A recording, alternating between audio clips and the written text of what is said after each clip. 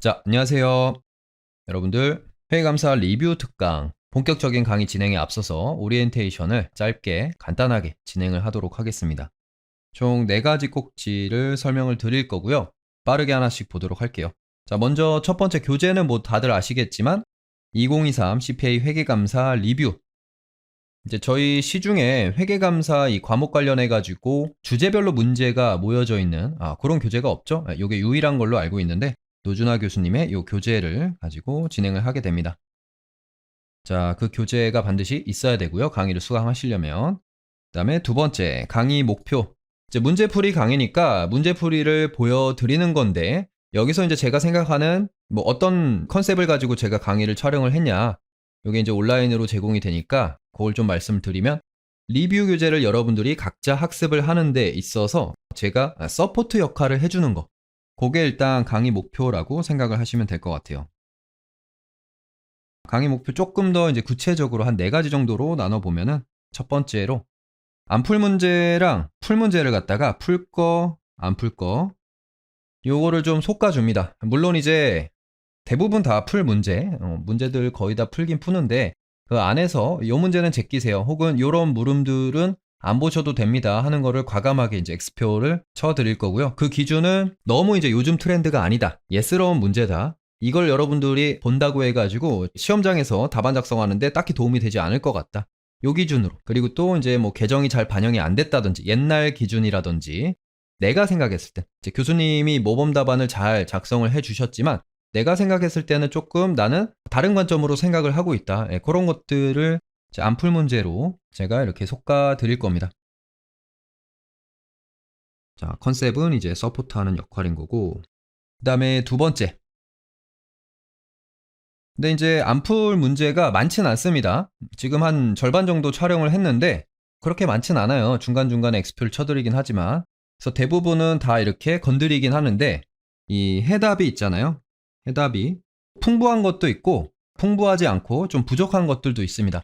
이런 거 좀 부족한 것들은 제가 조금 답안을 수정을 하거나 혹은 이런 것들 여러분들이 보충해서 가져가시면 좋을 것 같다. 이렇게 이제 소개하는 시간을 좀 가질 거고요. 그 다음에 세 번째로 이제 2번이랑 연관되어 있긴 한데 답안을 작성할 때 여러분들이 이런 식으로 접근하면 좋을 것 같다. 예를 들면은 출제자가 이런 포인트, 이런 어떤 답안을 요구하고 있는 것 같은데 여러분들이 이 포인트를 이 문장에서 혹은 이 키워드에서 뽑아내셔야 된다. 혹은 이제 좀 길게 여러분들이 알고 있는 내용을 조합해서 답안을 작성해야 될 텐데 이런 흐름으로 이런 순서대로 작성하면은 괜찮을 것 같다.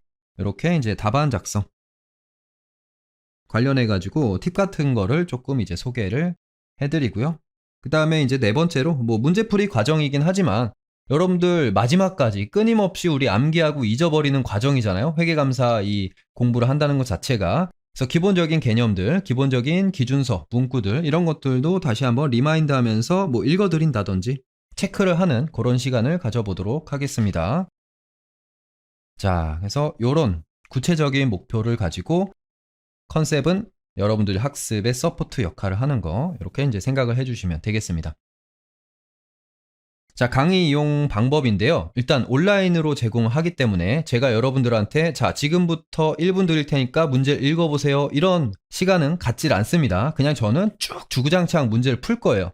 그러면 이제 여러분들이 어떻게 이 강의를 이용하시면 되냐면 먼저 잠시 일시정지를 하고 직접 풀어보세요. 직접 풀어보고 그 다음에 이제 일시정지를 풀고 어떻게 합니까? 강의를 듣고 부족한 거를 체크를 하고 내가 추가적으로 보완해야 될 게 뭔지 암기할 게 뭔지 강사가 설명하는 것 중에 가져가야 될 게 뭔지 이런 것들을 골라낸 다음에 마지막으로 어디로 갑니까? 여러분들 베이스 캠프가 있잖아요. 각자 이제 사용하시는 기본서라든지 암기 노트가 있을 텐데 거길로 돌아가서 거기에다가 보충 설명을 해주고 추가적인 어떤 필기를 하고 암기한다. 요 패턴으로 가시면 돼요. 잠시 멈추고 풀고 강의 들으면서 내가 가져갈 거 체크한 다음에 그럼 결국에는 최종적으로 내가 암기해야 되는 기본 베이스가 되는 교재에 가서 추가 필기하고 암기한다. 요렇게 이제 이용하시면 된다. 그래서 귀찮으면은 이제 이런 식으로 그냥 2번부터 풀지 않고 바로 그냥 설명하는 거를 냅다 듣는 분들이 있을 수도 있는데 별로 추천하지 않습니다. 제가 문제를 하나하나 다 읽어드리지 않기 때문에 그렇게 되면 효과가 굉장히 반감될 수가 있다. 오케이. 자, 그 다음에 이제 추가 사항인데요. 작년에 제가 사실은 학원가에도 이 영상에, 강의 영상에 자막이 들어가야 된다라는 마인드를 가지고 자막 작업을 하다가 워낙 이제 양이 많아가지고 중도 포기한 적이 있는데 이번에 다시 한번 좀 더 업그레이드된 프로그램을 활용을 해가지고 자막 작업을 한번 해보려고 합니다. 그래서 학습용 강의에 자막이 뭐 어떤 영향을 미칠지는 모르겠어요. 왜냐면은 저는 제가 공부할 때 자막이 있는 영상으로 공부를 안 해봤기 때문에 따라서 요번에 이제 제가 리뷰 강의에 자막을 한번 넣어볼 텐데 강의 수강하시는 분들이 자막과 관련해가지고 뭐 이런 점은 좋더라.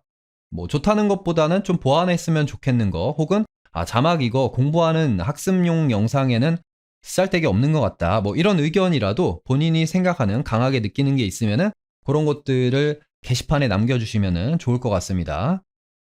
자막 관련된 사항을 갖다가 조금 여러분들의 의견을 바란다. 의견은 여기 보시면 우리 학원 홈페이지에 교수 소개 가시면 1:1 상담실 여기 있죠? 여기 누르시면은 여러분들이 글을 올리실 수 있습니다. 뭐 질문사항도 여기다가 올리시면 되고요. 뭐 이 정도 느낌으로 간단하게 제가 이 강의에 대해서 소개를 해드리고 자 바로 이제 강의를 진행을 할게요.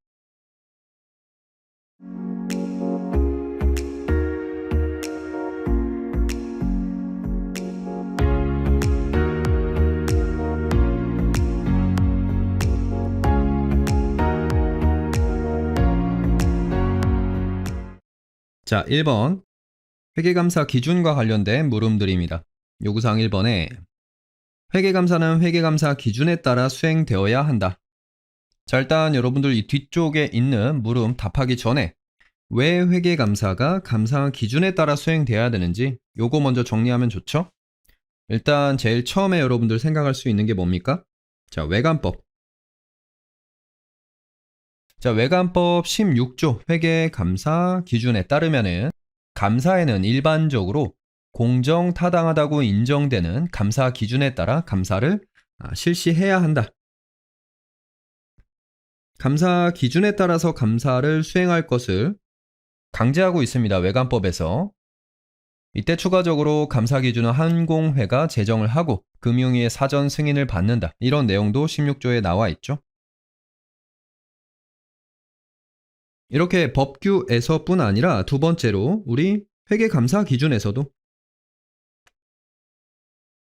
200번대 회계감사 요구사항이라고 5가지 요구사항, 감사인의 입장에서 감사를 수행할 때 지켜야 되는 5가지 요구사항을 명시하고 있죠. 자, 이때 첫 번째가 윤리적 요구사항, 두 번째가 전문가적인 판단, 세 번째가 전문가적 의구심, 네 번째가 감사 위험과 충분하고 적합한 감사 증거, 그리고 마지막 5번째가 뭡니까? 감사 기준에 의한 감사의 수행이죠. 그래서 감사 기준에서도 감사 기준에 따라 감사를 수행해라 라고 역시나 강제를 하고 있습니다. 요구사항은 우리가 준수해야 되는 사항들이니까. 자, 이렇게 두 가지 법규와 기준에서 명시를 하고 있고요. 자, 근데 여러분들 이 이전에 법규와 기준을 갖다가 우리가 언급하기 전에 이론적인 관점에서 기본적으로 감사를 수행하는 데 있어서 행위 기준, 준거 기준으로서 뭐가 이제 제시가 됩니까? 네, 감사 기준이 제시가 된 거잖아요. 예를 들어서 이러한 판단 기준이 없을 경우에 감사라는 서비스 자체가 사회적으로 제공이 됐을 때 분쟁이 끊이지가 않겠죠. 이와 관련된 이해관계자들의 분쟁이 엄청 많이 발생할 수 있는데 따라서 감사인을 어떻게 보면 보호하기 위해서 감사인의 책임 한계를 정하는 근거로서 이 행위 기준인 감사 기준이 필요하다. 자, 이때는 책임 한계. 요 키워드가 필요할 것 같습니다. 자, 이렇게 해가지고 이론적인 내용은 0번으로 하고 0번, 1번, 2번 요 세 가지 정도로 우리가 감사 기준에 따라 감사를 수행해야 되는 근거를 생각을 해주시면 되겠습니다. 자, 그 다음에 본격적인 물음 보시면 감사는 예외적인 상황에서 회계감사 기준보다 효과적으로. 자, 이거 주의하셔야죠. 뭐는 아니에요? 효율적 아니죠? 감사 목적을 달성하기 위하여 필요하다고 판단되는 경우에 감사 기준에서 정한 바와 다르게 할 수 있는가? 당연히 할 수 있고요. 만약 할 수 있다면 사후적으로 그렇게 감사 기준을 이탈하고 나서 어떤 조치를 취해야 되는가? 문서화를 해야죠. 자, 그 문서화 내용 요게 시험에 나올 수 있습니다. 자, 요 밑에 있는 두 가지 사항이고요. 정확히 암기해야죠. 자, 왜 이탈했는지. 그 다음에 우리가 감사 기준을 이탈해서 수행한 이 대체적인 감사 절차가 그 목적을 어떻게 더 효과적으로 달성했는지 요 사안에 대해서 문서화를 해야 된다. 요거까지 같이 세트로 여러분들이 암기를 해줘야죠. 자, 그 다음에 2번. 감사가 감사 기준에 따라 적절하게 계획되고 수행되었어도 감사의 고유 한계로 인해서 중요한 왜곡 표시가 발견되지 않을 불가피한 위험이 존재한다. 부정이나 오류에 의한 재무제표 중요한 왜곡 표시가 차후에 발견된 경우에 감사 기준에 따라 감사하였는지 여부, 무엇을 근거로 판단하는지 설명하시오. 자, 이것도 아래 해답에서 한번 정리를 해볼게요. 자, 감사인이 기준에 따라 감사를 수행했는지 여부는 이제 두 가지죠. 첫 번째는 감사인이 수행한 감사 절차, 그리고 이 결과 입수된 감사 증거의 충분성과 적합성. 자, 요 두 개를 이제 묶으면 뭐라고 할 수 있습니까? 네, 절차의 적절성, 수행한 감사 절차, 적절한지, 그 다음에 이 수행한 감사 절차의 결과, 입수된 감사 증거가 충분하고 적합한지. 이게 일단 첫 번째로 절차의 적절성으로 우리가 묶을 수 있고요. 그리고 감사인의 전반적인 목적에 비추어 자, 동감사 증거, 이 입수된 감사 증거를 얘기하는 거죠. 동감사 증거에 대한 평가를 기초로 한 감사 보고서의 적합성, 요게 이제 보고의 적절성입니다.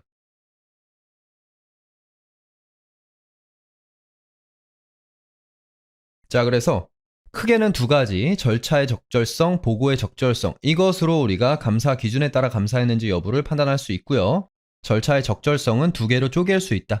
수행한 감사 절차, 그리고 수행한 결과 입수된 감사 증거의 충분성과 적합성.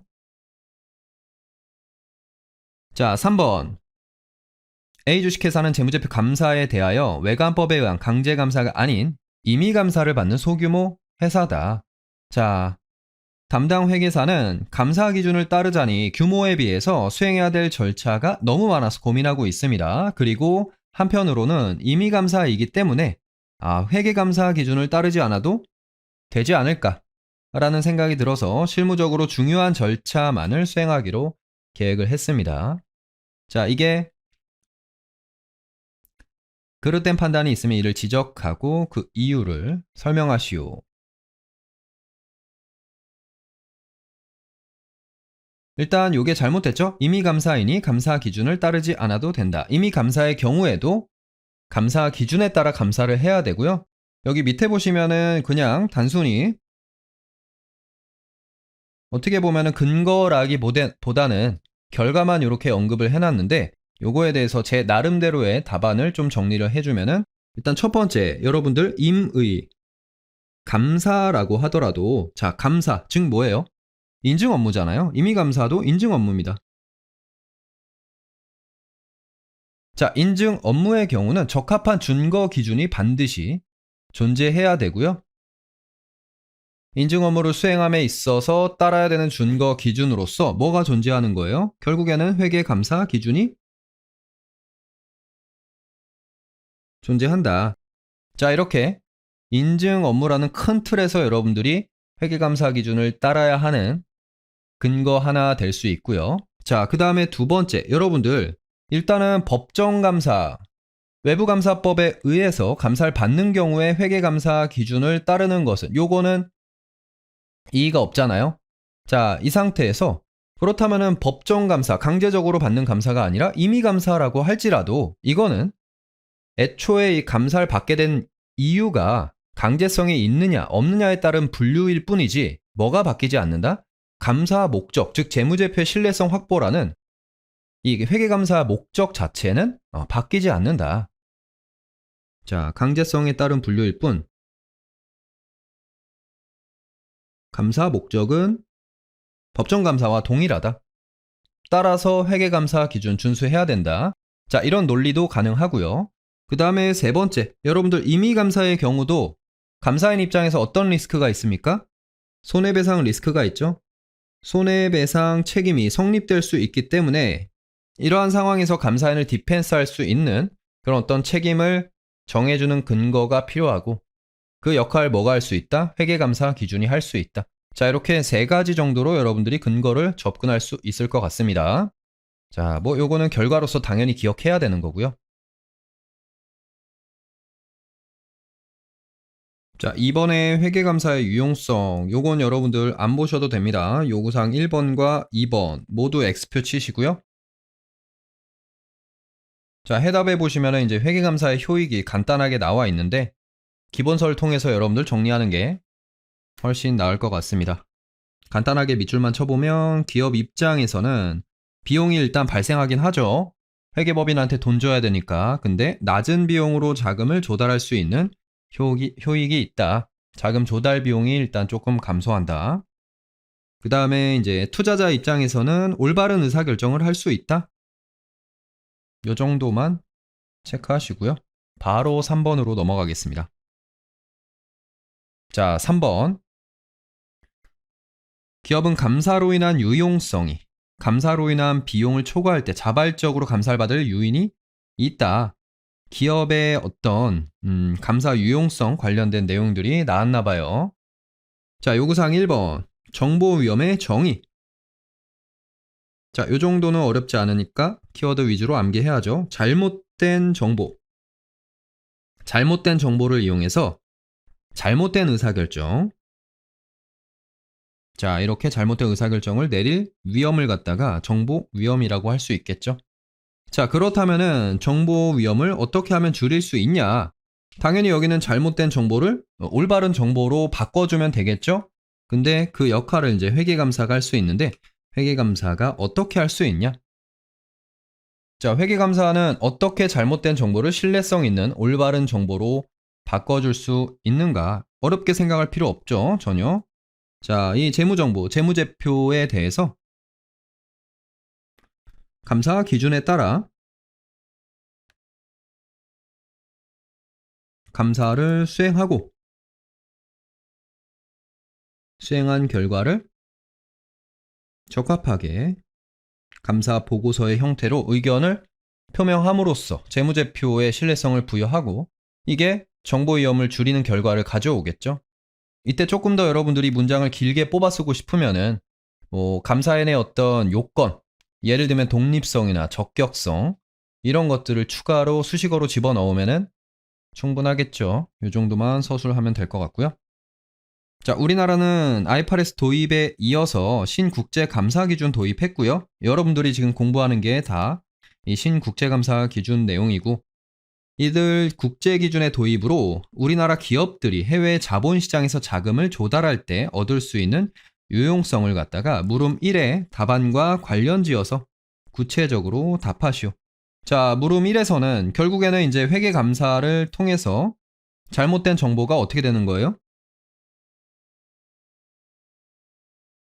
신뢰성 있는 정보가 되는 건데, 신뢰성이 이제 부여가 되는 건데, 이 신뢰성 앞에 뭐가 들어가는 거예요? 신국제감사 기준이 도입이 되면은 국제적 신뢰성, 국제적인 신뢰성을 우리가 가져갈 수 있다. 그러니까 우물안 개구리가 아니라 그냥 동네에서만 신뢰성 있는 게 아니라 전 세계적으로 신뢰성을 가져갈 수 있기 때문이다 라고 적어주시면 되겠죠.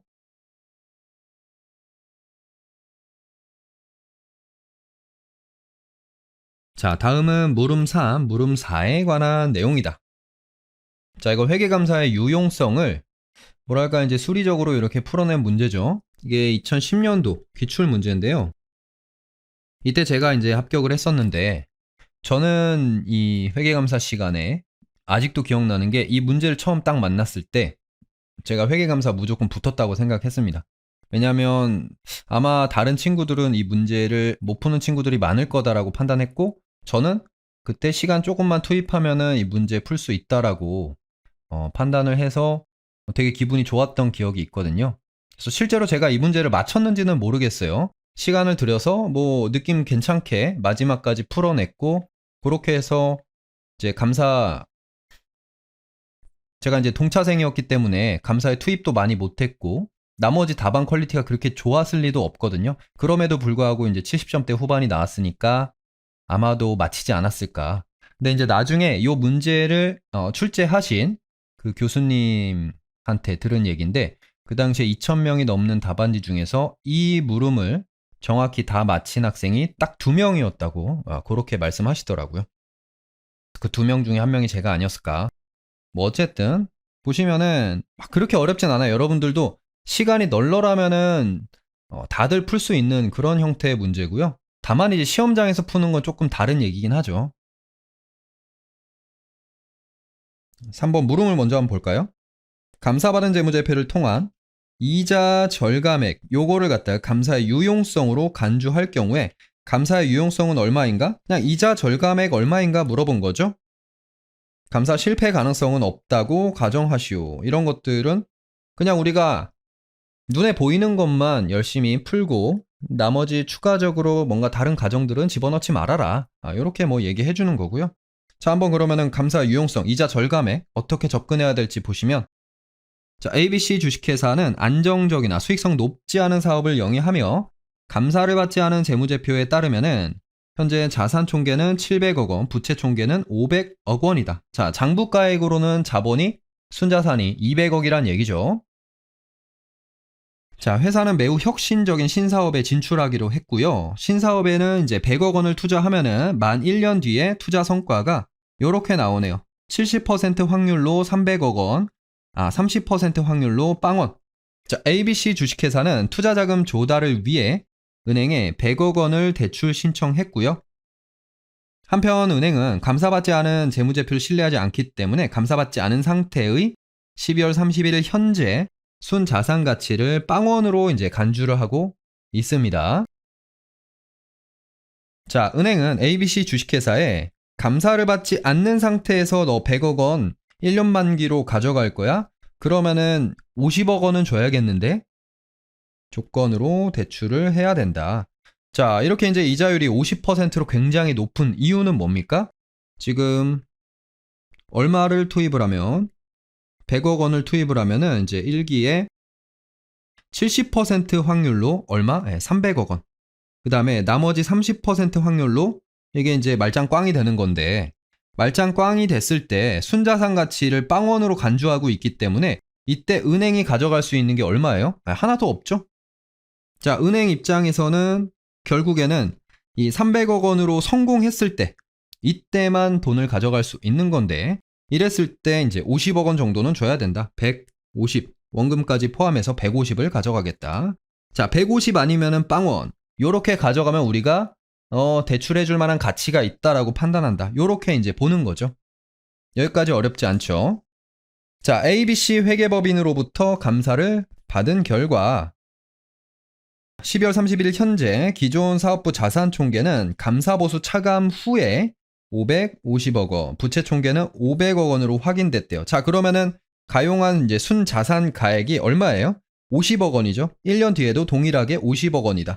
이렇게 이제 했고, 순자산 가액은 시장 가치와 동일한 것으로 가정한다. 자, 한마디로 여기 있는 이 빵원이 감사를 받으면은 은행 입장에서 야, 너 감사 안 받았으면은 빵원인데 감사를 받으면 50이야. 라고 요만큼 조금 뭐랄까 증가시켜 주는 거죠. 높게 쳐주는 거죠. 자, 그렇게 되면은 은행 입장에서는 50만큼 가져갈 수 있겠죠. 자, 요런 상태인 겁니다. 자, 여기서 여러분들이 뭐 이거 어떻게 접근을 해야 되나? 저도 처음에 한 1, 2분 정도 헤맸던 기억이 나는데, 이거를 회사 입장에서 공식을 만들면 안 되고 은행 입장에서 공식을 만들면 바로 풀리게 되더라고요. 자, 일단은 예를 들어서 여기다가 한번 적어볼까요? 감사를 받지 않는 경우와 받는 경우, 받지 않는 경우에 이제 50으로 기대 수익률을 적어놨으니까 거기에 맞춰서 감사 받는 경우도 그 정도만 가져가면 된다. 요 마인드로 우리가 접근하면 되겠죠?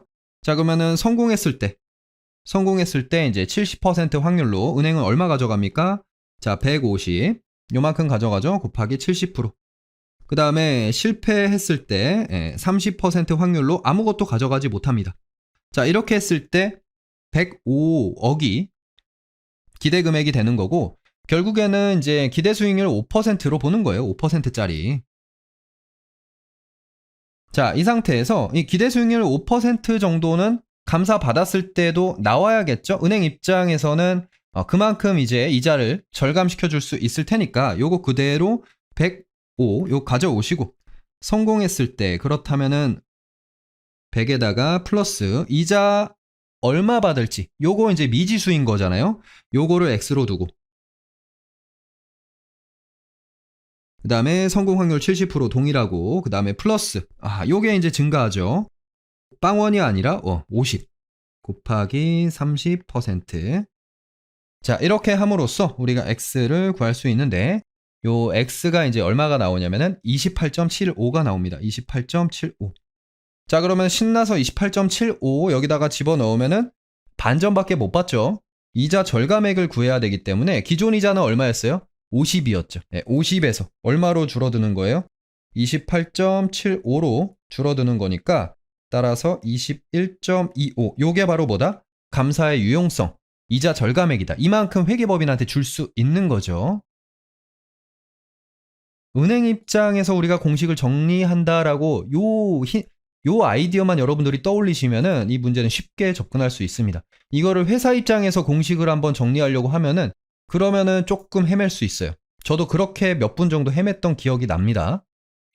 13년 전이지만 기억이 나요. 자, 그 다음에 이제 4번에 이제는 감사 실패 가능성이 5%로 존재한다. 즉 ABC 주식회사 순자산가액이 빵원인데 50억 원으로 잘못 확인할 확률이 이제 5%래요. 자, 이거는 어렵게 생각할 필요 없죠. 자, 여기는 이 50, 요거를 뭘로 바꿔주면 돼요? 50 곱하기 95%의 경우만 50인 거고, 나머지 5%의 경우는 빵원인 거잖아요. 요걸로만 바꿔주시면 되죠. 요렇게 바꿔주시고 고스란히 그대로 똑같이 우리가 접근을 해주시면은 요 X가 이제 얼마가 되냐면은 29.64. 자, 그러면 50에서 얼마가 되는 거죠? 29.64. 따라서 20.36. 요게 이자 절감의 감사 유용성이 되겠습니다. 자, 뭐 똑같은 문제가 나오진 않겠지만 이런 문제 나왔을 때 여러분들 이 공식 자체가 어렵진 않잖아요. 그쵸? 있는 그대로 한번 이 주어진 자료를 갖다가 수식으로 한번 만들어 보시고, 그 다음에 최대한 한번 접근해 보면은 그래도 어느 정도 점수를 가져갈 수 있을 거라고 생각이 듭니다. 자, 넘어갈게요. 자, 4번은 회계감사의 요구사항 중에 하나죠. 전문가적 의구심 관련된 내용입니다. 전문가적 의구심이란 무엇을 의미하는가? 정의 여러분들 정확하게 암기해야죠. 자, 의문을 갖는 마음과 감사 증거에 대한 비판적인 평가를 포함하는 태도인데, 그 앞에 수식어까지 부정이나 오류로 인한 왜곡 표시 가능성을 나타내는 것일 수 있는 상황에 유의하면서 그 두 가지 마음을 갖는 어떤 태도. 자, 감사인은 경영진의 정직성에 대해서 어떤 가정을 하여야 하는가? 경영진뿐 아니라 사실 지배기구도 포함입니다. 기준서의 문구는 어떻게 되어 있냐면, 경영진 그리고 지배기구의 정직성, 성실성에 대해서 감사인의 과거 경험, 과거에 한번 했으면은 관련된 경험이 있을 거 아니에요? 자, 그 경험을 너무 신경 쓰지 마라. 관계없이 전문가적 의구심을 견지해야 된다. 자, 이렇게 이제 나와 있습니다. 한마디로 어떤 가정이에요? 그냥 가정을 하지 말라는 거죠. 백지 상태에서 객관적으로 다시 감사를 수행하라는 뜻입니다. 자, 감사에는 전문가적 의구심을 가지고 감사 절차 수행해야 된다. 전문가적 의구심을 견지한 태도로 보기에 적합하지 않은 것. 자, 감사 강의 들었으면은 요런 거는 그냥 느낌으로 바로 다 풀 수 있죠. 중요한 왜곡 표시 포함되어 있을지도 모른다는 의문을 제기하는 정신적인 자세. 틀린 거 없고요. 팩스로 회신된 조회서, 수입 이제 신고 필증, 등본, 증빙 자료가 사본일 경우에 원본 한번 봅시다. 이런 태도. 확실한 증거 없이는 받아들이지 않거나 증거를 통해서 주장을 입증해 보라고 요청하는 태도.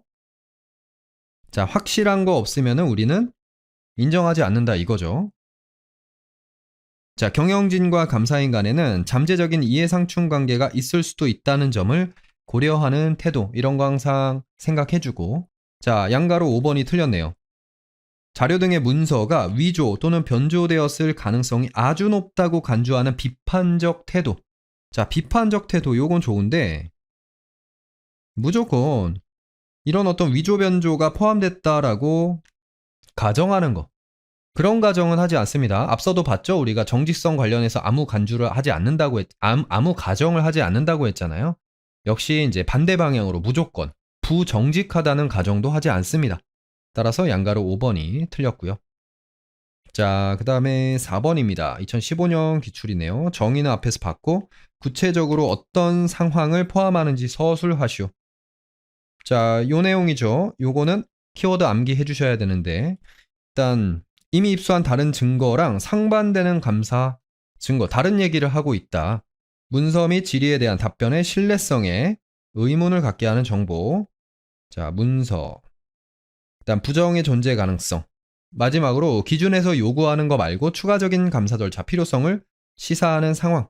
자, 이런 상황에 대해서 주의를 유지하는 거. 요게 이제 전문가적 의구심이 필요한 상황에 포함되고요.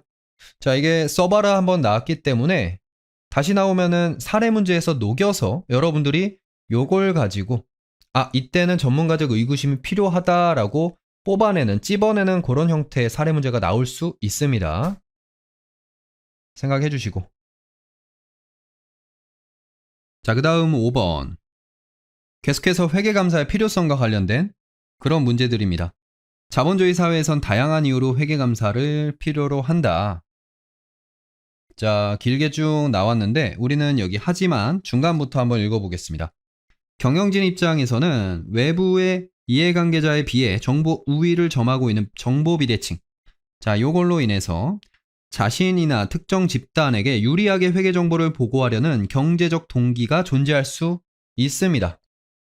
자, 이러한 상황에서 경영진의 주장인 재무제표가 부정이나 오류로 인해서 중요하게 왜곡 표시된다면 정보 위험이 매우 높다고 할 수 있고요.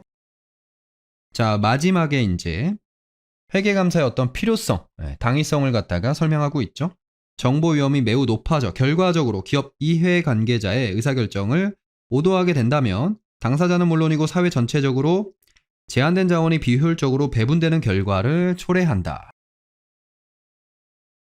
자, 요구사항 회계감사의 필요성을 설명하는데 이때 우리 앞서 여기서 이제 설명하고 있는 정보 비대칭과 정보 위험을 고려하래요. 자, 우리 정보 위험을 바탕으로 어떤 회계감사가 어떻게 정보 위험을 줄이는지 앞에서 한번 문장을 만들어 봤잖아요. 뭐 비슷하게 적어주시면 되는데 이렇게 공통자료가 제시가 되어 있으면 이 공통자료, 교수님이 만들어 놓은 문장을 활용해서 여러분들이 요구사항의 답안을 작성하는 게 그게 이제 현명한 선택이죠. 왜냐면은 요 내용은 교수님 머릿속에 아주 강하게 자리 잡혀 있을 거고 요걸 바탕으로 여러분들이 답안 작성하면 뭔가 그 답안이 훨씬 풍부해 보이고 좋아 보이고 높은 점수를 받기 유리하거든요. 자, 먼저 이 정보 비대칭으로 인해서 정보 위험이 발생할 수 있다. 정보 위험이 더 커질 수 있다. 요 관계 자체는 여기서도 이제 간접적으로 드러나고 여러분들 쉽게 이해할 수 있죠. 참고로 이제 이 정보 위험 같은 경우는 발생할 수 있는 원인이 뭐가 있죠, 여러분들? 4가지 정도를 키워드 정도 생각해 주시면 좋은데 첫 번째 이제 이해관계가 상충된다. 그 다음에 두 번째 회계정보의 영향력이 너무 크다. 대체제가 없다. 세 번째 회계정보가 너무 복잡하다. 어렵다. 그 다음 마지막이 이제 원격성이죠. 정보를 제작하는 자와 제공자와 이용자의 원격성. 자, 이 원격성이 이 정보 비대칭이랑 가장 관련성이 있다고 볼 수 있겠죠. 제공자와 이용자 간에 정보량의 차이가 발생하고 그러다 보면은 유리하게 회계정보를 보고하려는 경제적 동기가 존재할 수 있다. 뭐를 초래하는 거예요? 정보 위험을 초래하는 거죠. 따라서 이런 거를 줄이기 위해서 이제 회계감사가 필요하다라고 하는데 이때 마무리를 여기 제가 괄호 친 부분으로 정리하면 좋을 것 같습니다. 이 회계감사는 뭐를 통해서? 재무제표에 신뢰성을 부여함으로써 사회 전체적으로 제한된 자원이 효율적으로 배분되도록 해준다. 뭐 이 정도 해주시면은 요구사항 1번 답안으로는 충분할 것 같습니다. 마지막 요 세 줄을 활용해서 답안 작성해 주시면 좋을 것 같고, 자 2번 외관법에 의하면 감사를 반드시 받아야 되는 회사가 있다. 주로 이제 매출이라든지 아니면은 자산 총계 이런 재무정보 기준으로 우리 이 외감 대상이 결정이 되죠. 일정 회사에 대해서 외부 감사를 의무화한 이유를 갖다가 서술하시오. 상기 제시문의 내용을 참조하래요. 이런 거는 여러분들 밑줄 치고서 반드시 체크해 주셔야 되죠. 일단 기본적으로 감사를 받아야 되는 회사를 답안에다 적어주면 좋을 것 같습니다. 매출이라든지 자산 총계 혹은 이제 상장 여부 등 규모가 커서 이로 인해서 뭐가 많다? 정보 이용자가 많다. 여기까지 끌고 와야죠. 정보 이용자가 많다. 자, 그러면은 사회 전체적으로 비효율적으로 배분되는 어떤 그 결과가 어때요?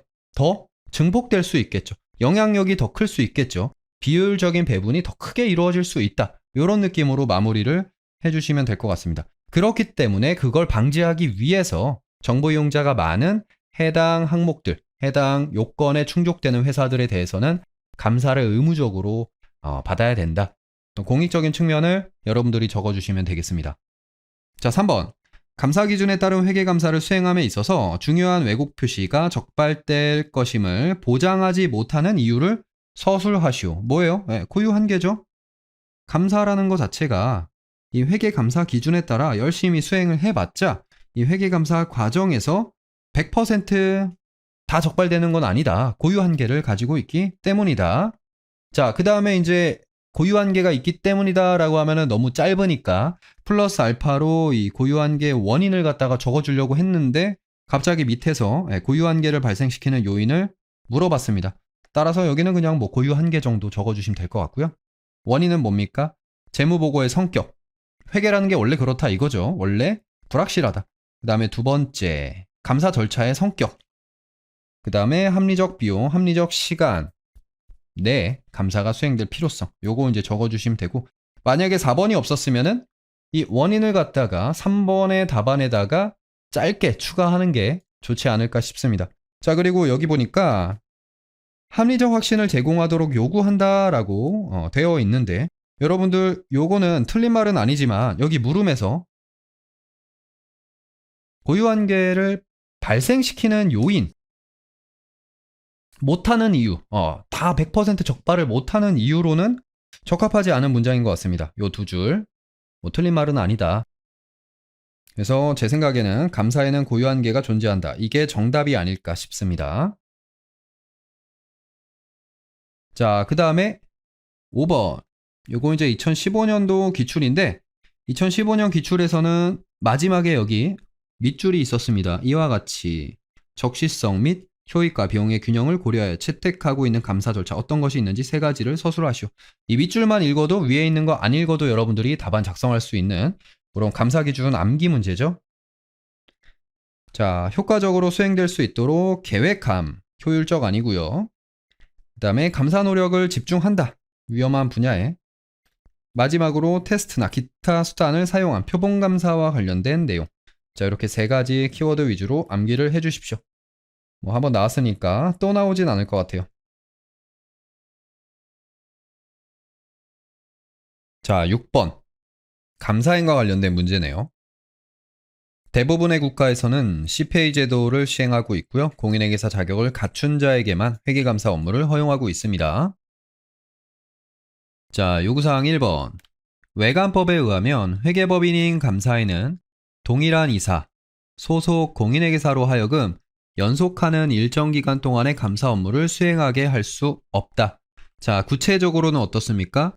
일단 주대금의 경우는 이사는 몇 개 안 돼요. 이사는 4개 안 되죠. 4개 사업연도 연속이 안 됩니다. 3개까지 했으면은 그 다음번 3개는 휴식을 해야 되고요. 그 다음에 주대금을 제외한 나머지 기타 비상장. 자, 요 경우는 이제 이사에게 6개 사업연도가 안 됩니다. 자, 4개 안 되고 6개 안 된다. 한마디로 5개까지 했으면은 그 다음에 쉬어야 되는데 이때는 쉴 때 기간이 딱히 정해진 게 없어요. 그러니까 한마디로 한 번만 쉬면 된다. 5개 했으면은 한 번 쉬고 또 5개 연속으로 할 수 있다. 이렇게 생각해 주시면 되고, 그 다음에 주대금 중에서 이제 주권 상장법인의 경우는 소속 공인회계사, 즉 감사 보조자에게도 교체 제도가 적용이 되죠. 자, 참여한 공인회계사 3개 사업연도 했으면은 그 다음번 사업연도에는 3분의 2 이상을 교체해야 된다. 자, 여기까지가 외관법상 나와 있는 교체 제도입니다. 자, 이런 식으로 담당이사, 보조자를 교체하도록 한 외관법 규정으로 인해서 기대되는 효과는 무엇인가? 자, 여러분들 빼먹지 말고 우리 위협의 종류 적어줘야죠. 계속 같이 부비적거리다 보면 뭐가 생긴다? 유착위협이 생길 수 있다. 타인의 이익에 지나치게 동정적이 될 수 있다 이거죠. 자, 이로 인해서 독립성이 훼손될 수 있기 때문에 독립성 훼손 위협을 줄여주는 거죠. 유착 위협을 줄임으로써 독립성 훼손 위협을 줄일 수 있다. 한마디로 감사 품질을 높이는 거고요. 자, 2번으로 넘어가겠습니다. 임의감사에 대해 나왔고요. 회계법인과 감사반만이 수행할 수 있고 공인회계사 개인은 수행할 수 없다는 주장에 대해서 서술하시오. 일단 여러분들 감사인이 될 수 있는 거는 회계법인, 감사반, 공인회계사 이렇게 3가지 주체밖에 없습니다. 자, 얘네들이 감사인이 될 수 있고요. 그리고 법정감사죠. 외관법상 감사인은 누구만 될 수 있냐? 여기 있는 회계법인과 감사반만 될 수 있습니다. 즉 공인회계사 개인은 외관법상 감사인이 될 수 없다. 자, 그러면은 임의감사도 그러냐? 네, 그렇지 않다 이거죠. 임의감사는 외관법상 법정감사가 아니기 때문에 감사인에 해당하는 공인회계사도 충분히 감사를 수행할 수 있다. 이렇게 적어주시면 되고요. 자, 3번 회계법인은 상법상 회사가 아니라 공인회계사법상 특수법인이고요. 자, 형태를 주식회사로 하지 않고 이런 특수법인으로 제한한 이유는 무엇인가? 주식회사로 이 회계법인을 만들 이유도 없고 그렇게 해서는 안 된다 이거죠. 영리 목적이 아닐 뿐더러 공익적인 성격을 가져가기 때문에 공인회계사법 특수법인으로 제한하고, 다만 이제 자잘한 사항을 갖다가 공인회계사법에 다 명시하는 게 귀찮으니까 어때요? 유한회사 관련된 내용을 어느 정도 준용하죠. 그런 내용 정리해 주시면 되고요. 자, 4번 미국 관련된 얘기가 나왔네요. 감사인은 일정 주기마다 교체할 것을 고려하고 이에 당사자들로부터 의견을 수렴한 적이 있다. 몰라도 되고요. 우리는 이제 우리 한국에서 현재 교체 제도가 이루어지고 있죠. 그것만 알면 되는데 방금 전에 우리 1번에서 봤던 것처럼 동일 이사 그리고 상장법인의 경우는 보조자까지도 교체를 해야 되고, 그 다음에 자, 이사와 보조자 플러스 최근에 이제 생긴 것 중에 뭐예요? 신외관법에서 주기적 지정제. 요새 이제 뭐 좀 말이 많아서 어떻게 될지 향후 불투명하긴 하지만 어쨌든 지금 현재는 어떻습니까? 6개 너네 맘대로 자유선임했으면 추가 3개는 증선이 형님이 지정하겠다. 이렇게 이제 들어가는 거죠. 모든 외감 대상 회사에 다 적용하는 건 아니고 주권 상장법인이랑 지배구조가 조금 불투명하다라고 판단되는 그런 대형 비상장 법인의 경우만 6+3 해서 3번 지정하도록 되어 있고요. 이것도 어떻게 보면은 6개 자유선임한 그 감사인이 증선이 지정 회계법인으로 바뀌는 거니까 교체 제도의 일종이라고 볼 수 있겠죠. 자, 긍정적 측면은 당연히 유착위협을 줄이고 추가적인 독립성 확보. 한마디로 감사 품질의 구성 요소 중에는 보고 확률을 높인다 이거죠. 요게 긍정적 측면이 될 거고, 자, 부정적인 측면은 뭐예요? 자, 이해도, 회사에 대한 이해도가 떨어질 수 있다. 즉 적격성이 조금 우려된다. 한마디로 적발 확률이 줄어듦으로써 감사 품질에 부정적인 영향을 끼칠 수 있다. 어렵지 않고. 자, 5번입니다. 김갑을 이사 회계사는 상장법인이고요. 업무 수행이사입니다. A 상장법인 감사하기 위해서 1명 매니저, 2명 시니어, 3명 스텝 회계사로 팀 구성했고요. 제외하고 모두 감사 현장에 투입된다. 자, 이사는 이제 X1년도에 감사계약 체결했고 X4년도까지 계속하고 있어요. 자, 상장인데 주대금에 해당되는데 이 업무 수행이사가 계속하는 건 안 되죠. 교체를 해야 될 것이고, 자, 요거 일단 담당이사 교체해야 되고, 그 다음에 상장법인이기 때문에 지금 몇 명이에요? 6명이잖아요.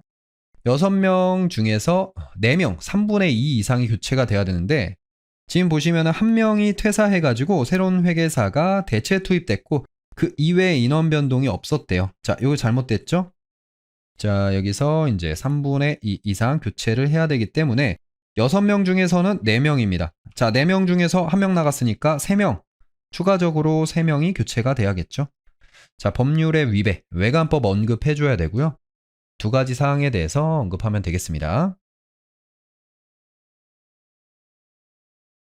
자, 그 다음 7번 회계감사의 기능, 지배구조. 회계감사는 경영진이 작성한 재무제표에 대해서 신뢰성을 부여한다. 자, 여기 있는 공통자료의 내용은 안 읽어도 될 것 같습니다. 바로 요구사항으로 가시면 1번 기업 경영의 투명성을 제고하기 위해서는 한마디로 재무정보의 투명성이죠. 시장을 감독하는 기구의 역할도 중요하지만 규제기관의 역할도 매우 중요하다. 우선적으로 CEO, CFO 등 그래도 최고 경영진 얘네들이 중요하지 않겠냐. 그리고 직접적으로 감사를 수행하는 외부 감사인 얘네들의 역할이 매우 중요하다고 할 수 있다. 자, 이들은 이러한 역할 달성을 위해서 각각 어떠한 노력을 하여야 하는지 서술하시오. 자, 최고 경영진과 외부 감사인이 신뢰성 있는 재무정보를 작성하기 위해서 어떤 노력을 해야 되는지 서술하라는 건데요. 결국에는 이제 재무정보 신뢰성 관점에서의 어떤 책임과 역할을 여러분들이 답안으로 작성해 주시면 되겠죠?